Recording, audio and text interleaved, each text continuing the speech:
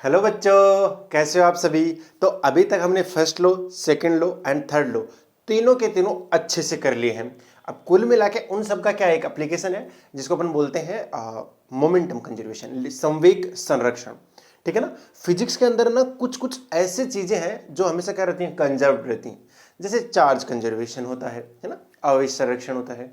उसी तरीके से ये है आपका लीनियर मोमेंटम, इसको मैं ज़्यादा अच्छे से बोलूँगा लीनियर मोमेंटम। एक होता है एंगुलर मोमेंटम।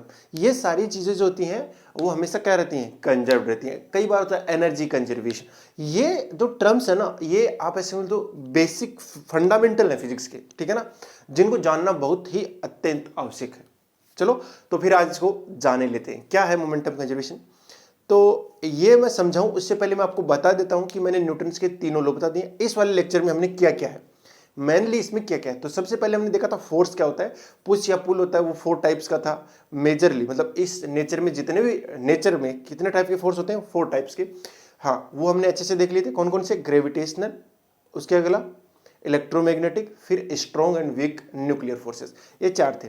उसके बाद में आया था जो आपके सिलेबस में गिवन है, वो है बैलेंस्ड फोर्स और अनबैलेंस्ड फोर्स, है कि नहीं, किसी ऑब्जेक्ट के ऊपर। तो अगर बैलेंस लग रहे हैं तो वो स्टेट ऑफ मोशन को चेंज नहीं करेगा, यानी अगर रेस्ट में है तो रेस्ट में, अगर मोशन में है तो मोशन में।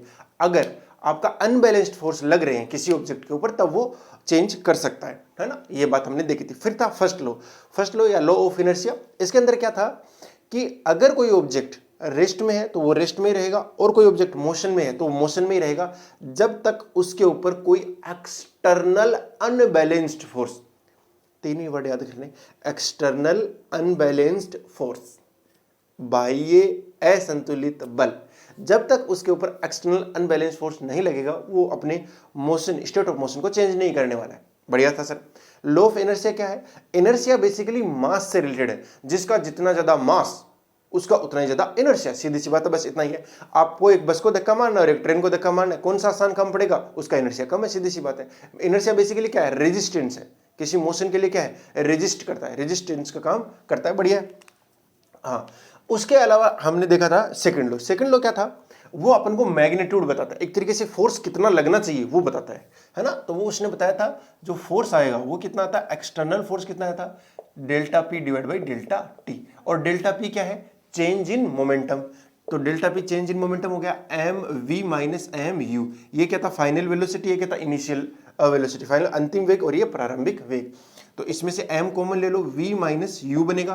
तो f एक्सटर्नल जो है वो कितना बन गया, बोलो, M V minus U divide by T बन गया। v minus U divide by T क्या होता है, a होता है। तो f बराबर m। मैंने कल बहुत सारी बातें करी थी कि आप कैसे इस p को चेंज कर दो, बस जैसे ही p चेंज हो जाएगा तो क्या आ जाएगा, एक्सटर्नल फोर्स आ जाएगा। या मैं ऐसे बोलूं कि इस डेल्टा पी यानी मोमेंटम को चेंज करने के लिए, हमें किसकी जरूरत पड़ती है, एक्सटर्नल फोर्स की जरूरत पड़ती थी। एक लास्ट था एक्शन रिएक्शन। कौन सा था बेटा, एक्शन रिएक्शन, ठीक है ना। तो क्या होता है, हर जो फोर्स होता है वो हमेशा पेयर में ही लगता है। जैसे मैं इसके ऊपर धरती पे लगा रहा हूँ mg, तो मेरे ऊपर भी क्या लग रहा है, नॉर्मल रिएक्शन लग रहा है। बस यही है, इतना सही, और कुछ भी नहीं है।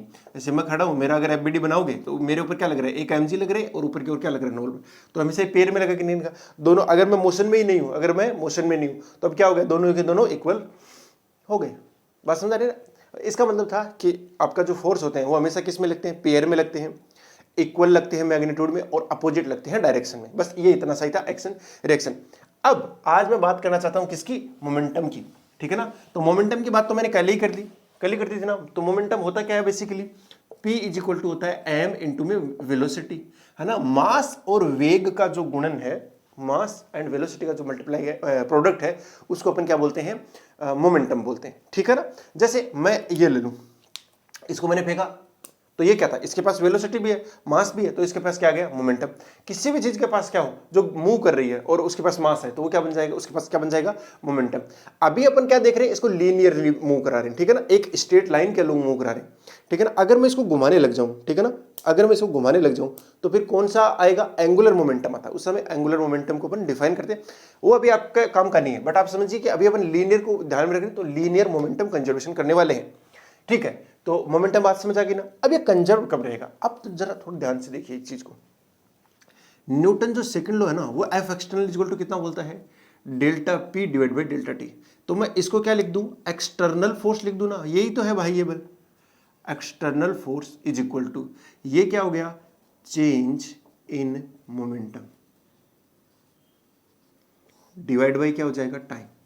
अब अगर मुझे चेंज इन मोमेंटम चाहिए ही नहीं, मोमेंटम में कोई चेंज नहीं चाहिए, देखो मोमेंटम कंजर्वेशन का मतलब क्या है कि चेंज इन मोमेंटम क्या हुआ है, जीरो। मोमेंटम में कभी चेंज ही नहीं आया। अगर मोमेंटम में चेंज नहीं आया इसका मतलब क्या हो सकता है, यानी ये चेंज नहीं आया, इसका मतलब डेल्टा पी क्या होगा, जीरो। और ये जीरो कब हो सकता है, जीरो कब हो सकता है, जब ये चीज जीरो जाए, जब ये चीज जीरो जाए। इसका मतलब हुआ अगर आपका मोमेंटम कंजर्वेशन है, ठीक है ना, अगर आपका मोमेंटम कंजर्वेशन है तो एक्सटर्नल फोर्स को जीरो होना पड़ेगा, एक्सटर्नल फोर्स को जीरो होना पड़ेगा बिल्कुल। जब जब एक्सटर्नल फोर्स नहीं लगेगा आपका मोमेंटम कंजर्व रहेगा, ठीक है ना। ठीक है सर, थोड़ा सा और एक्सप्लेन कर दीजिए। वैसे देखो, जैसे मैं से बोलूं, आपने कभी दिया वो स्ट्राइकर से मारा है, कैरम खेला है, हाँ, तो कैरम खेला होगा तो क्या क्या होगा, इसे मारा होगा जोर से, ठीक है ना, और वहां जाके किसी से टकराया होगा, टकराते ही क्या होगा, वो पहले रेस्ट में थी, ठीक है जी सर, वो रेस्ट में रहेगी जब तक उसके ऊपर कोई एक्सटर्नल फोर्स नहीं लगे। लेकिन अभी उसका जो मोमेंटम है वो कितना है, जीरो है। लेकिन जैसे ही उसने दिया तो उसके पास मोमेंटम आया कि नहीं आया, उस अकेले ऑब्जेक्ट की बात तो ये हो गई। लेकिन कभी कभी आपने गौर किया, जो आपने तो नहीं किया होगा, लेकिन अगर बुलेट से जब फायर करते हैं ना, ऐसे तो फायर करते हैं तो ध्यान से देखना, जब वो फायर करते हैं टिचका तो ऐसे हाथ पीछे की ओर आता है, गोली उसमें से आगे निकलती है और हाथ क्या होता है, पीछे आता है। इसको बोलते हैं रिकॉइल वेलोसिटी से। लेकिन हुआ क्या है, उसमें से बुलेट निकली है बहुत ज्यादा स्पीड से और इसके ऊपर पीछे। अब देखिए, जो पूरा बुलेट वाला सिस्टम है ना, उसके लिए कोई एक्सटर्नल फोर्स नहीं लग रहा। जो अंदर का पूरा मैकेनिज्म हो रहा है ना, पूरा कार्यक्रम हुआ है, वो पूरे के पूरे इंटरनल फोर्स है, आंतरिक बल है, बाह्य बल नहीं है। बात समझा रही है ना, पूरा का पूरा ये, तो उसका मोमेंटम क्या रहेगा, कंजर्व रहेगा। अब मान के चलता हूं मेरे पास एक बॉम्ब है, ठीक है ना, वही सुतली बॉम्ब, उसको मैंने जलाया और मैं मान के चलता हूं इस बार इसके दो ही टुकड़े होंगे, ज्यादा नहीं होने वाले। कितने टुकड़े होंगे, दो टुकड़े, एक टुकड़ा भागेगा इधर, एक टुकड़ा भागेगा इधर। मैं जला के आ गया, अब जो भी काम होगा वो इंटरनल होगा, एक्सटर्नल तो कोई फोर्स लगेगा नहीं ना। ऐसा तो नहीं मैंने उस को फेंक दिया तो एक्सटर्नल होता, लेकिन मैं उसको पड़े रहने देना चाहता हूं। अब वो पड़ा पड़ा क्या करेगा, वो विस्फोट होगा, है ना, एक्सप्लोड करेगा। जैसे ही वो एक्सप्लोड करेगा तो मैं मान के चल रहा हूं भी दो पार्ट्स में डिवाइड हो रहा है, ताकि चीजें अच्छे से समझ में आए। वो दो पार्ट में डिवाइड होगा, एक पार्ट जाएगा इधर तो पक्की बात है दूसरा इधर ही जाएगा। क्यों जाएगा, क्योंकि उसे उसका मोमेंटम क्या रखना है, कंजर्व रखना है। पहले कितना मोमेंटम है, जीरो, तो बाद में भी कितना आएगा, जीरो आएगा। अगर दोनों का मास इक्वल है तो जितने वेलोसिटी से ये इधर जा रहा है तो ये भी इतने से ही जाएगा। अगर मास अलग अलग है तो दोनों की वेलोसिटी भी अलग अलग होगी। बात समझ रहे हो, अगर कोई एक हल्के में टूटा एक भारी में टूटा है तो भारी पास जाएगा और हल्का दूर जाएगा, क्योंकि मोमेंटम क्या रखना है, उन्हें कंजर्व रखना है। जो बम फटा है उसके अंदर क्या होता है, मोमेंटम कंजर्व रहता है, क्योंकि सारा जो काम होता है वो इंटरनल फोर्सेस की वजह से होता है, एक्सटर्नल की वजह से नहीं होता। कल मैंने बलून वाला एग्जांपल दिया था, फिर देता हूं। उसके अंदर हवा डालो और फिर छोड़ो, जैसे आप छोड़ोगे तो क्या हो रहा है, अब पूरा एकदम वो आइसोलेटेड हो गया ना, सिस्टम क्या हो गया, आइसोलेटेड। उसके ऊपर कोई एक्सटर्नल फोर्स कार्य नहीं कर रहा है, वैसे एमजी कार्य करेगा, वो एक्सटर्नल फोर्स होगा। अभी मैं उसको एक बार हटा रहा हूं, नेग्लेक्ट कर रहा हूं, आप एमजी को भूल जाओ, तो होगा क्या, कैसा था बलून, इस तरीके का था बलून, हाँ। अब बलून का मोमेंटम क्या है, कंजर्व्ड है, क्योंकि कोई एक्सटर्नल फोर्स लग नहीं रहा। तो उसमें से गैस इधर निकल रही है तो बलून ऊपर जा रहा है, बस ये तो मोमेंटम कंजर्वेशन है। गैस की वेलोसिटी ज्यादा है बट उनका मास कम है, गैस की वेलोसिटी ज्यादा है बट मास कम है, तो वो ज्यादा स्पीड से जा रही है। लेकिन इसका मास ज्यादा है तो ये कम स्पीड से ऊपर जा रहा है, यही तो मोमेंटम कंजर्वेशन है। नहीं समझा, रॉकेट वाला याद है, रॉकेट के अंदर गैस बहुत ज्यादा स्पीड से नीचे की ओर निकल रही होती है तो रॉकेट ऊपर की ओर जा रहा है, यही मोमेंटम कंजर्वेशन।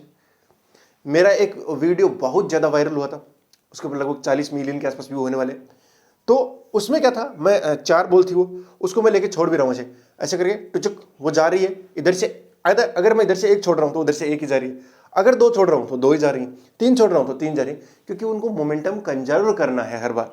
सर ये ठीक है, हमें समझ में आ रहा है थोड़ा, लेकिन समझ में ये ज्यादा जरूरी है, आना चाहिए कि उसमें एक्सटर्नल फोर्स कितना होना चाहिए, जीरो होना चाहिए।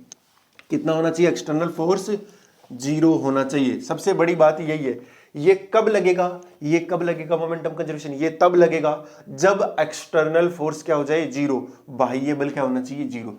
तो इसकी मोस्ट इंपॉर्टेंट कंडीशन क्या है, एफ एक्सटर्नल, जो सिस्टम के ऊपर लगाना ना, तो उस सिस्टम के लिए क्या होना चाहिए, एक्सटर्नल फोर्स जीरो होना चाहिए। बाह्य बल को इतना कर दो भाई, जीरो कर दो।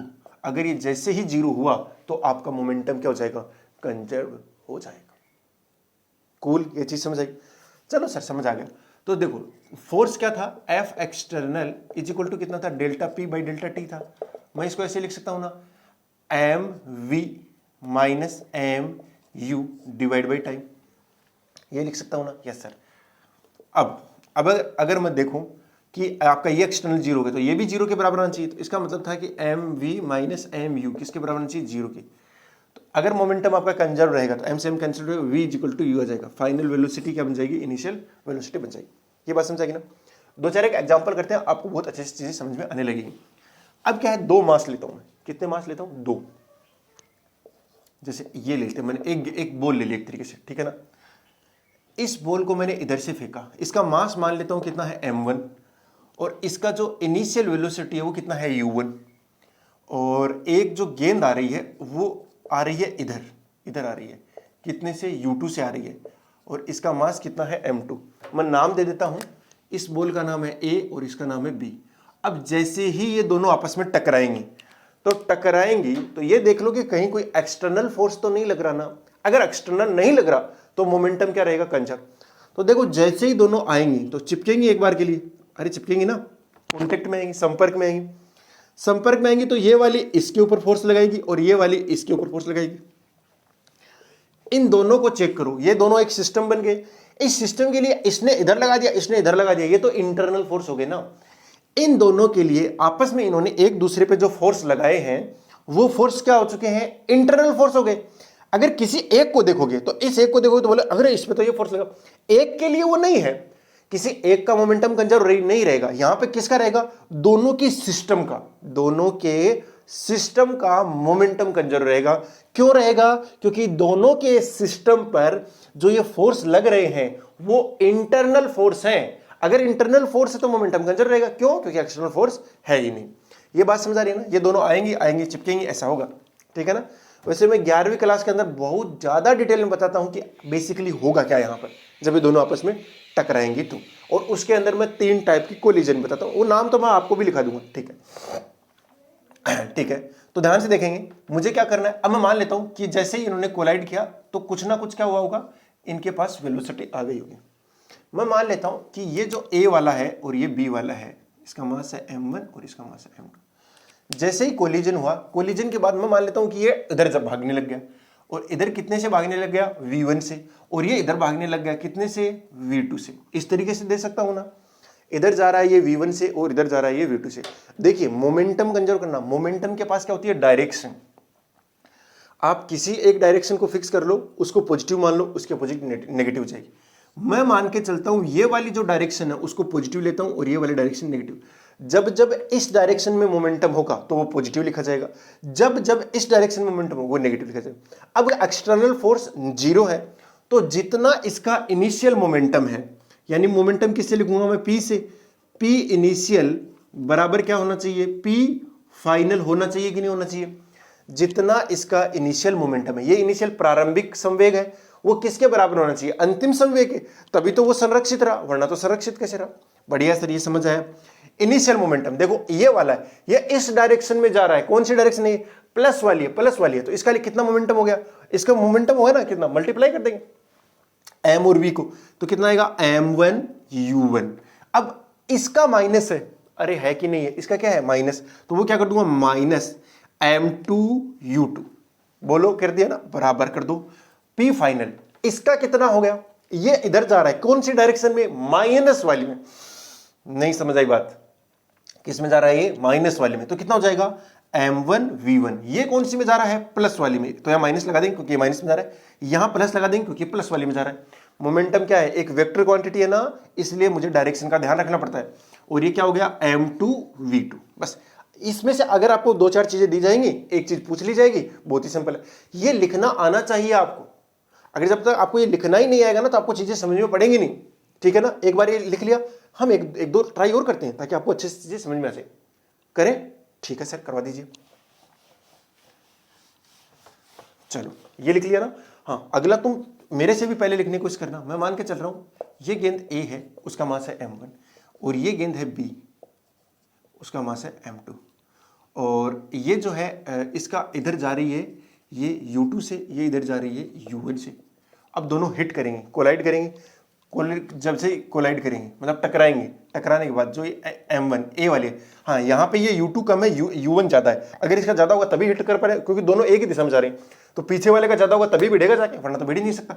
हाँ, तो ये A है और ये मान लेता हूँ कि क्या है, B है। आपका मास कितना होगा इसका, m2। ठीक है जी सर। एंड इसकी जो फाइनल वेलोसिटी है वो कितनी होगी, v1, और इसकी कितनी होगी, v2 ना। दिशा का बहुत जल्द ध्यान रखना। इस बार दिशा चेंज ही नहीं हो रही, अपन को क्या करना है, एक फिक्स करना है, ये प्लस है और ये माइनस है, बस हो गया काम। ये भी इधर है, ये भी इधर है, ये भी इधर है, ये भी इधर, सब एक ही डायरेक्शन में जा रहे हैं, बहुत बढ़िया, कोई दिक्कत नहीं है। फिर तो इस वाले को प्लस मान लिया, तो मान के लिख दो, इसका क्या हो जाएगा, m1 u1 लिख दिया ना प्लस में, इसका भी प्लस में आएगा कितना, m2 u2 बराबर, बराबर कर दो। p इनिशियल क्या करना है भाई, p फाइनल के करना है ना। क्यों करना है, क्योंकि जितना प्रारंभ में मोमेंटम उतना कितना रहेगा, अंत में भी रहेगा। हाँ, ये कोलिजन और ये कोलिजन में हमेशा हमेशा मोमेंटम कंजर्व रहता है। फाइनल वाला लिख दो, m1 v1 प्लस में m2 v2। बोलो कोई ये फॉर्मूला बनाने की जरूरत है क्या आपको, नहीं है ना। याद करने की जरूरत है क्या, नहीं है ना। बस आपको तो इनिशियल मोमेंटम लिखना है और फाइनल मोमेंटम लिख देना है, ठीक है ना। हाँ, ये चीजें समझ आ रही है ना, बिल्कुल अच्छे समझ आई ना। अगर मैं कुछ और भी दे दूं तो भी समझ में आ ही जाएगा ना। अरे आ जाएगा ना। डायरेक्शन का बहुत अच्छे से ध्यान रखना पड़ेगा। एक सिंपल सा क्वेश्चन कर लेते हैं, बहुत ही सिंपल सा क्वेश्चन है, आप आसानी से उसे समझ भी जाओगे। मैं मान लेता हूं कि मेरे पास एक 3 kg का एक बॉम है, एक मान लो बॉम है, ऐसे इमेजिनरी मान लेते हैं, ठीक है भैया। और इसके 2 टुकड़े हुए, कितने टुकड़े हुए, 2 टुकड़े हुए। 2 टुकड़ों में से एक हुआ 2 kg का, ठीक है ना, और एक हुआ 1 kg का। अब पहली बात तो ये, अगर 2 kg इधर जा रहा है ना तो 1 kg इधर ही जाएगा। अगर 2 kg इधर जा रहा होता तो 1 kg इधर, एक इधर एक इधर, अपोजिट डायरेक्शन में जाएंगे। अगर 10 टुकड़े होंगे तो 10 में देख लेना कि मोमेंटम आपका क्या रहेगा, कंजर्व ही रहेगा। ठीक है सर, समझ आ रही है बात। मैं मान लेता हूं बेटा कि ये इधर गया है 40 मीटर पर सेकंड से। कितने से गया है, 40 मीटर पर सेकंड से। आपको बताना है ये इधर कितने से गया है, कितनी स्पीड से गया है। ये इधर 40 मीटर पर सेकंड से जा रहा है ना। अच्छा, मुझे बताओ ये पहले किस में है, अरे रेस्ट में है ना। इसका इनिशियल मोमेंटम कितना है, 0, ये तो रुका हुआ है ना, तो मोमेंटम है नहीं। अरे m गुणा v करोगे, m तो है 2 3, बट v तो है नहीं, तो इसका मोमेंटम क्या रहेगा, वहीं का मतलब वही रहेगा, कंजर्व रहेगा। क्यों रहेगा, क्योंकि एक्सप्लोजन हुआ है, तो एक्सप्लोजन होगा तो वो सब कुछ किसकी वजह से होगा, इंटरनल फोर्सेस की वजह से होगा, एक्सटर्नल का कोई रोल ही नहीं है। बढ़िया ऐसा, बढ़िया। तो मैं लगा देता हूं मोमेंटम कंजर्वेशन, लगा दो, तो पी आई बराबर पी एफ लिख दू, इनिशियल बराबर फाइनल, प्रारंभिक बराबर अंतिम। बढ़िया है सर। इनिशियल 0 है, कितना है, 0 है। अब आपको एक मानना तो पड़ेगा, इस वाली को प्लस मान लो और इस वाली को माइनस मान लो। प्लस माइनस मानना पड़ेगा, इसमें गलती मत कर देना, अगर गलती कर दोगे पसंद गया। चलो इस वाली को प्लस मानो, तो 1 गुणा 40, अरे प्लस में है ना, अरे m इंटू वी कर दो भाई, 1 गुणा 40। इस वाली को क्या मानना है, क्या मानना है, क्या मानना है, माइनस, माइनस मान लो, माइनस हो गया। ठीक है, तो कितना हो गया, 2 गुना वी, अरे m into V, m into V, यही तो क्या मैंने, तो कितना आएगा, 0 बराबर 40 माइनस 2v।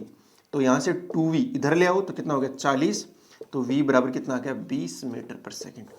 तुम इन दोनों को गुणा मल्टीप्लाई करो, कितना आ रहा है, 40। इन दोनों को मल्टीप्लाई कितना आना चाहिए, 40, तभी 0 होगा, तभी क्या होगा, 0 होगा। बस बात खत्म हो गई, बात ही खत्म होगी। अरे होगी ना, बहुत सिंपल क्वेश्चन हुआ ना। बढ़िया सर, ये तो समझ ही आ गया मुझे तो। हाँ, बस ऐसे ही आपको समझ जाना है। ठीक है, अभी एक चीज और पूछता हूं मैं। जैसे मैं मान लेता हूं कि एक ऐसे गेंद है 1 kg की, कितने की है, 1 kg की, और इधर रखी हुई है 2 kg की, और 2 kg की मतलब इस तरीके से सॉफ्ट गेंद है वो बहुत ज्यादा, एंड ये इधर आ रही है 10 मीटर पर सेकंड, नहीं 12 मीटर पर सेकंड से। ये कितने से आ रही है, 12 मीटर पर सेकंड से।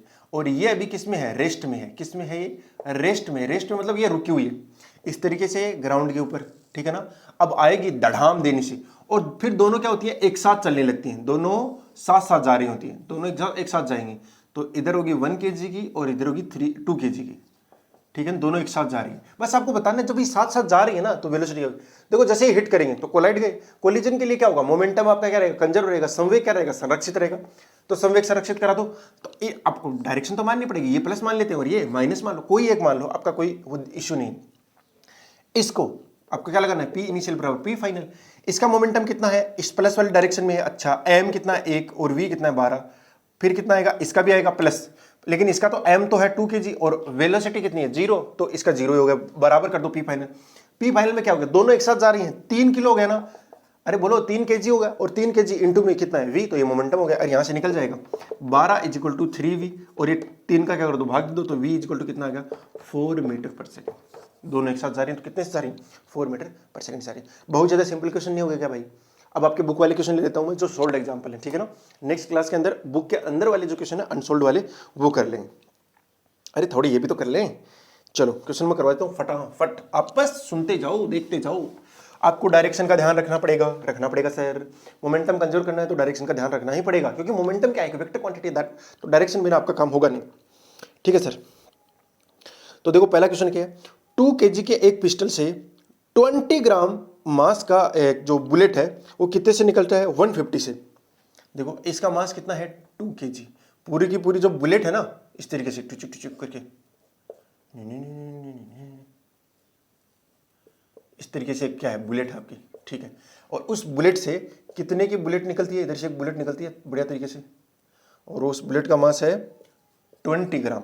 20 ग्राम मास है और वो निकलती कितने से है, तो पहले आराम से ऐसे, उसके बाद जैसे ही फायर किया तो ये निकली कितने से, 150 मीटर पर सेकंड से। अरे बोलो यस और नो, यस सर।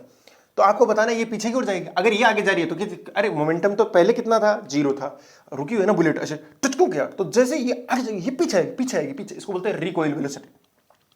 तो आगे गया इतने से, इन दोनों का मोमेंटम बराबर, इन दोनों, इसका मोमेंटम, दोनों का मतलब क्या, इसका मोमेंटम बराबर इसका मोमेंटम, क्योंकि इनिशियल तो 0 है ना। और जो बुलेट निकली है ना भाई, वो सब कुछ इंटरनल कुछ कनेक्शन करे रखे होंगे, कुछ लगे रखी होगी स्प्रिंग वगैरह, बढ़िया है, कोई दिक्कत नहीं है, मुझे वो जानने में इंटरेस्ट नहीं है, होगा बाद में होगा, अभी नहीं है, अभी तो सिर्फ मोमेंटम कंजर्वेशन लगाना है। तो वो सब कुछ किससे हुआ, इंटरनल फोर्स से हुआ है। क्या कोई एक्सटर्नल फोर्स है, नहीं है, एक्सटर्नल फोर्स है ही नहीं, बढ़िया सर, एक्सटर्नल फोर्स नहीं है। तो क्या होगा, P initial equal to P final होगा। चलो इनिशियल मोमेंटम कितना है, इनिशियल मोमेंटम 0 ही हो गया दोनों का। अब ये कितने से निकली, 150 से निकली। इस वाले डायरेक्शन क्या मान लो प्लस, इसको क्या मान लो माइनस, और इसको मान लेते हैं कितने से जा रही है, पीछे की ओर v। तो प्लस वाली डायरेक्शन में गई 150 से, तो m कितना है इसका 20 ग्राम, लेकिन ये किलोग्राम में नहीं है, किलोग्राम में बदलने के लिए क्या करना पड़ेगा, बोलो 1000 का भाग देना पड़ेगा ना, तो दे दो। ये आ गया m इंटू में v कितना आ गया 150, फिर क्या जाएगा, बोलो माइनस आएगा। माइनस क्यों आएगा, क्योंकि ये जो बुलेट है आपकी गन है, जो गन है ये गन हो गई, और ये बुलेट है, जो गन है वो पीछे की ओर जा रही है ना, हाँ कितने से जा रही है, mv से, m कितना है 2 इंटू में v। अब अगर देखो इस क्वेश्चन में गड़बड़ी ऐसे हो सकती थी कभी कि मान लो ये बुलेट सहित मास कितना है 2 kg, तो ये इसका मास कम करना है, लेकिन ये 20 ग्राम बहुत कम हो गया ना, तो अपन लगभग इसको क्या मान लेते हैं, बहुत ज्यादा भारी मान के कर लेते हैं, ठीक है ना। आपके आंसर में ज्यादा फर्क आने वाला नहीं है, थोड़ा बहुत आएगा, एब्सोल्यूट की तरफ नहीं है, बस अप्रोक्सीमेट की तरफ है, तो ठीक है, कोई दिक्कत नहीं है इसमें। तो v की वैल्यू आ जाएगी यहाँ से 2v होगा, 2 का डिवाइड कर देना, कुछ से काट दो पैसे, 30 हो गया ना, ये 15 दूनी 30, 30/3, ये 3/2, 1.5 मीटर। देखो ये 150 से जा रही है और ये कितने से जा रही है, 1.5 मीटर पर सेकंड जा रही है, कितना कम मिला इसको। यही क्या है मोमेंटम, क्योंकि इसका क्या है, मास बहुत कम है, मास बहुत कम है तो वेलोसिटी बहुत ज्यादा है, इसका मास बहुत ज्यादा है तो वेलोसिटी बहुत कम है, क्योंकि दोनों का मल्टीप्लाई p बराबर क्या होता है, m गुणा v। इनमें से अगर एक बड़ा हो गया तो एक दूसरा छोटा हो जाएगा, सीधी सी बात है। अगर मास ज्यादा है तो वेलोसिटी कम हो जाएगी, अगर वेलोसिटी ज्यादा है तो मास कम हो जाएगा, क्योंकि हमें ये वाली चीज जो है ना वो बराबर रखनी है, p को बराबर रखना है। अरे चीजें समझ में आई क्या। और सबसे बड़ी बात, लगते कब है, जब एक्सटर्नल फोर्स क्या होना चाहिए, 0। ये गलती मत कर देना, मैं बार बार बोल रहा हूं।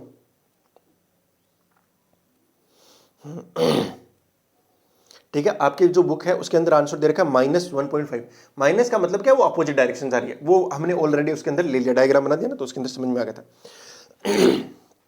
अगला जो क्वेश्चन है वो बोल रहा है 40 kg मास वाली एक क्या है, गर्ल है, वो 5 मीटर पर सेकंड के हॉरिजॉन्टल वेलोसिटी से 3 किस पे, फ्रिक्शन लेस है। फ्रिक्शन लेस होने का मतलब क्या, एक्सटर्नल फोर्स नहीं लगेगा भाई, फ्रिक्शन लेस होने का मतलब क्या होता है, एक्सटर्नल फोर्स नहीं लगेगा।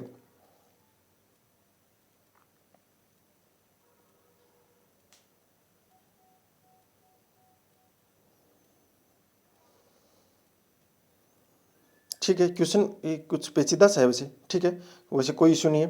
तो देखो, ये जो लड़की आ रही है इधर से, वो जो लड़की है, इसका मास कितना है, इसका मास है 40 kg, और कितने से आ रही है, मास है 40 kg, और कितने से आ रही है, ये आ रही है 5 मीटर पर सेकेंड, ठीक है।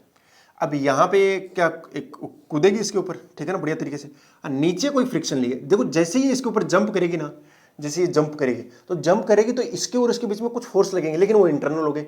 अगर ग्राउंड से फ्रिक्शन लग रहा होता है, लेकिन या तो फ्रिक्शन दे दिया, फ्रिक्शन लेस दे दिया, घर्षण रहित दे दिया, तो नीचे से कोई फ्रिक्शन लगेगा नहीं। अगर नीचे से नहीं लगा तो इन दोनों के लिए कोई एक्सटर्नल फोर्स नहीं है इस डायरेक्शन में, कम से कम इस डायरेक्शन में कोई एक्सटर्नल फोर्स नहीं है। अगर नहीं है तो इस डायरेक्शन में अपन क्या करते हैं, मोमेंटम कंजर्व कर देंगे। वैसे इसका मास दे रखा है 3 kg, और ये स्टार्टिंग में किसमें है भाई, रेस्ट में है, तो इसका वेलोसिटी कितना हो गया, इनिशियली 0 हो गया।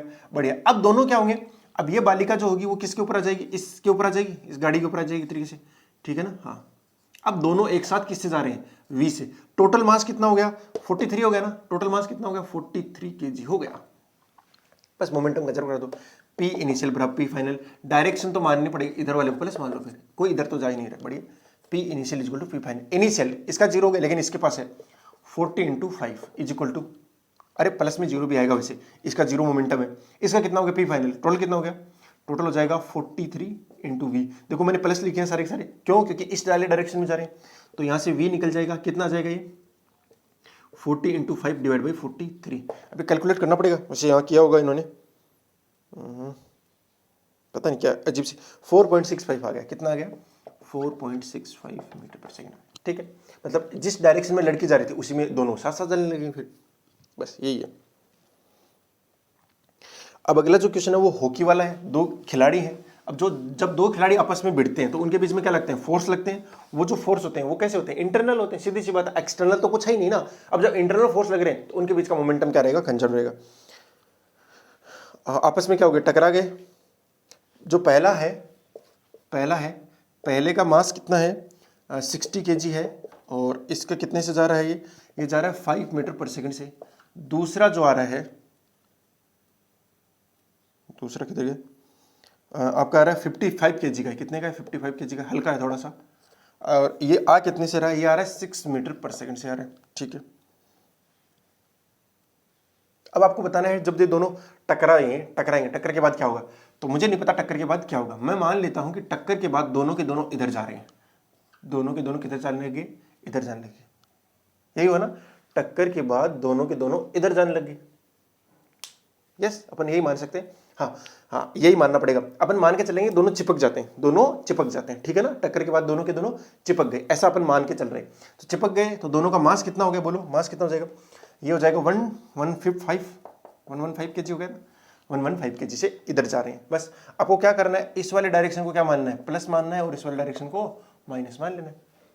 मान लो कोई इशू नहीं है, तो लिख दो P initial is equal to P final. Initial momentum कितना है, बोलो इनिशियल मोमेंटम, ये इसका मास कितना हो गया 60 × 5, बोलो m × v। इस वाले डायरेक्शन को प्लस माना है, इसमें जा रहा है। फिर अगला आएगा माइनस 55 × 6, अरे बोलो यार, ठीक है सर ये समझ में आ गई मुझे बात।